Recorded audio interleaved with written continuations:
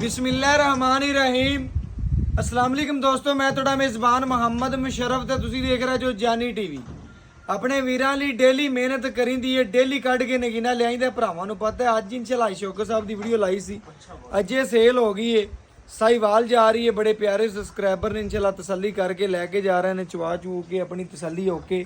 ਕਿਹੜੀ ਗੱਲਬਾਤ ਦੇ ਭਰਾਵਾਂ ਤੋਂ ਪੁੱਛਨੇ ਆ ਜੀ, ਜਿਹੜੇ ਭਰਾ ਆਊਟ ਆਫ ਕੰਟਰੀ ਬੈਠੇ ਨੇ, ਸਾਨੂੰ ਪੇਮੈਂਟ ਪੂਰੀ ਦੀ ਪੂਰੀ ਸੈਂਡ ਕਰਦੇ ਨੇ। ਜਾਨੀ ਟੀਵੀ ਦੇ ਇਤਮਾਦ ਕਰਦੇ ਨੇ, ਮੁਹੱਬਤ ਕਰਦੇ ਨੇ, ਸ਼ਫਕਤ ਕਰਦੇ ਨੇ।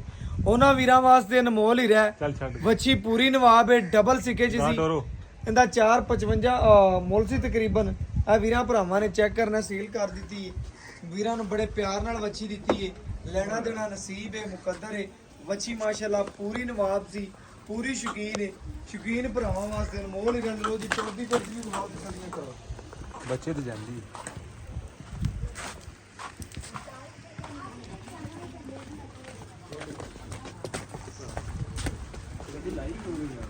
ਗੱਡੀ ਲਾਈ ਨਹੀਂ ਜੀ ਯਾਰ। ਯਾਰ ਤੈਨੂੰ ਆਖਿਆ ਤਾਂ ਗੱਡੀ ਧੱਕੇ ਤੇ ਲਾਓ। ਇਹ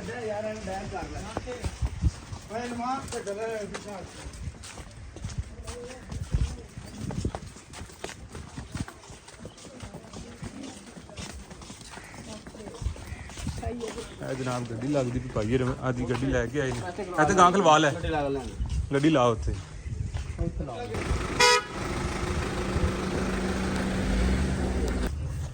ਗੱਡੀ ਸਹੀ ਲੱਗ ਗਈ। ਕਿਧਰ ਕਿਧਰ ਨਾਪ ਲੈ ਰੱਸਾ ਨਾਪ ਲੈ। ਚਲੋ ਜੀ ਮਾਸ਼ਾਅੱਲਾ ਲੋਡ ਹੋ ਗਈ। ਬੱਚਾ ਸੋਹਣੀ ਤਰ੍ਹਾਂ ਬਾਲ ਨਹੀਂ।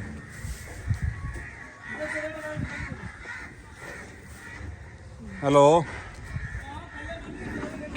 हाँ पैसे ओके हो गया दाती।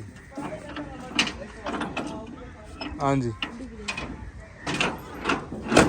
फड़ाना कि गाल दां पे